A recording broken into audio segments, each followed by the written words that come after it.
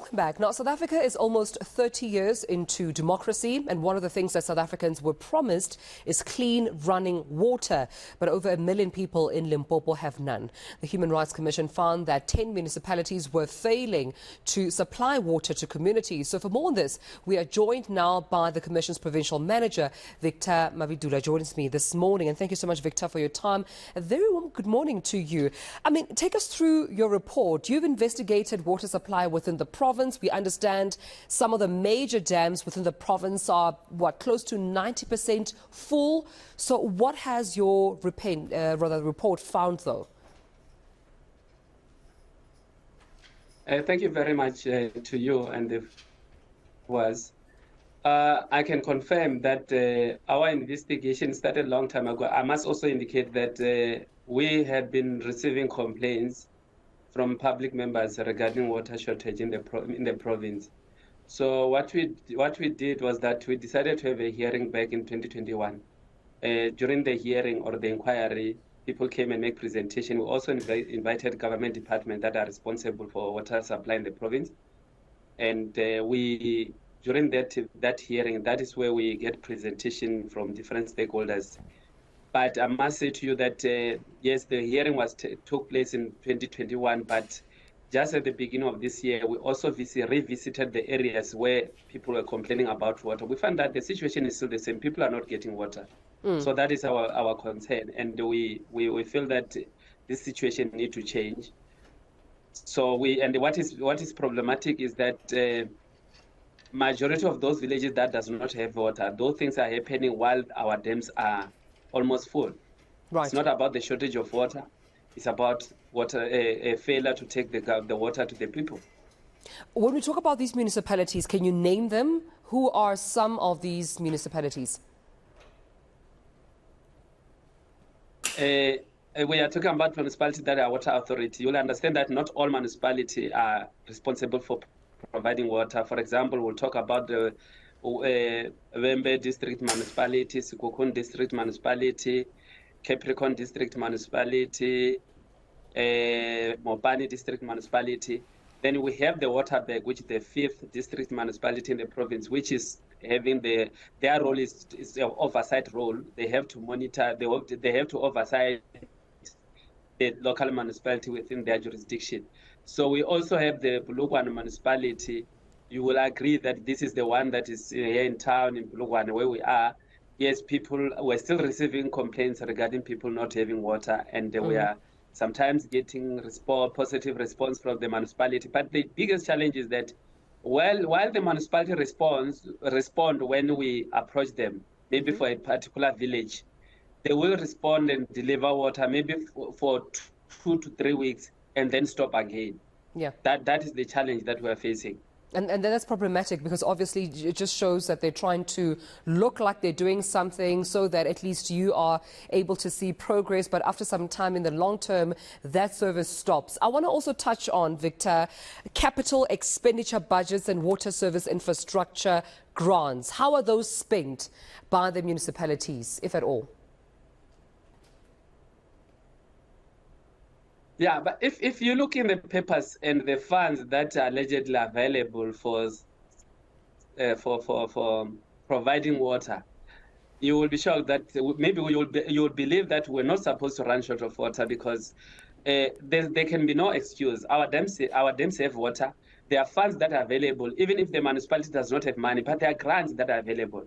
Some of the challenges that were raised by the Mopani District Municipality was that they wanted to upgrade one of the reticulation in Ebenezer dam so that people can get water. But the challenge that is that their application was declined because maybe they didn't comply with certain requirements in the application. But that should not be a problem because we believe that this is one government. When another sphere of government is unable to do things right, let us make sure that we assist them. We understand that the municipality level might not have the capacity, expertise like the national or provincial government.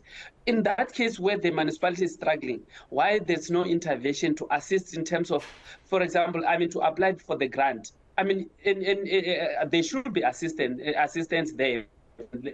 from the provincial and the national level, so that people get water. We can't stand aside, because if the municipality or the national department and the provincial department have the responsibility, oversight responsibility. When you do the oversight, what do you do? Because if people are still not getting service and you say you have the oversight responsibility, what do you do if people are not getting water? That is the challenge that we are having. And that is the reason why we find against the Office of the Premier and the National Department of Water and Sanitation, because they must tell us exactly what they do. During the hearing, there was no presentation as to show up to us as the Commission that we have done A, B, and C to assist this particular municipality to take water to the people. There was nothing like that. There was no evidence presented before us. That's why we find that they were failing on their part as an oversight body to ensure that people get water. But also, speaking of failure, you went as far as singling out Lephalale and Mogalakwena local municipalities for failing to spend on their water service infrastructure. When we look at Lephalale, I mean, they spend just 9%, I understand, of their water service infrastructure grant. This, of course, while 2,000 households under that municipality have to depend on streams and rivers just for water. Again, when we look at Mogalakwena, for instance, it seems like they continue to underspend in as far as, you know, the capital budget is concerned for the 2020-2021 financial year. Were reasons given to you as to why these two municipalities, for example, had underspent on their budget? I think the issue of underspending is because of the capacity within certain municipalities. I must also indicate to you that, yes, we understand that there might be issue of capacity. But the issue here is that even if they were to spend the full budget or they underspend, as long as our people are not getting water, that will be amount to violation of their rights. What we want to see, that's why we sometimes lose focus by following things like underspending, and yes, it can be a concern. But the fact of the matter is that whether they spend or do not spend, we want our people to get water. So the issue of not spending, sometimes if you have people who do not have capacity, who are afraid of approving, who do not have the biggest issue, the challenge, I think, all over the government now, it might be the issue of being scared or not knowing the procedure on how you should access funds. So there is a need for capacity building. There is a need for training. You employ the officials in the local level who do not have experience. Let those officials assist it. You go to Lephalale. The people of Marapon, they are not getting water. The people of surrounding villages, they are not getting water. And the worst part of it is that while people are not being supplied with clean drinking water, the same stream that those people are relying on to get water are also contaminated by the spillage of sewage into those rivers. So we are not giving them water.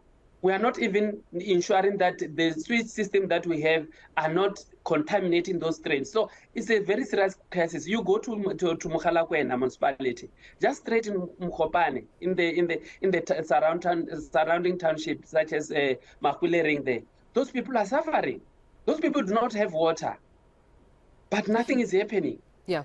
Victor, I also want to ask you with regards to health and well-being. When residents and community members have to resort to streams and rivers, what danger does this then pose on their health and well-being? Because surely the Department of Health now needs to also make submissions. If they have, perhaps you can share them with us with regards to the health and the well-being of these residents and locals now being at danger. We will understand that when, maybe because I'm not a health expert, but even ordinary person, we all know that we have waterborne disease that can happen anytime. You know what happened in Amaskra.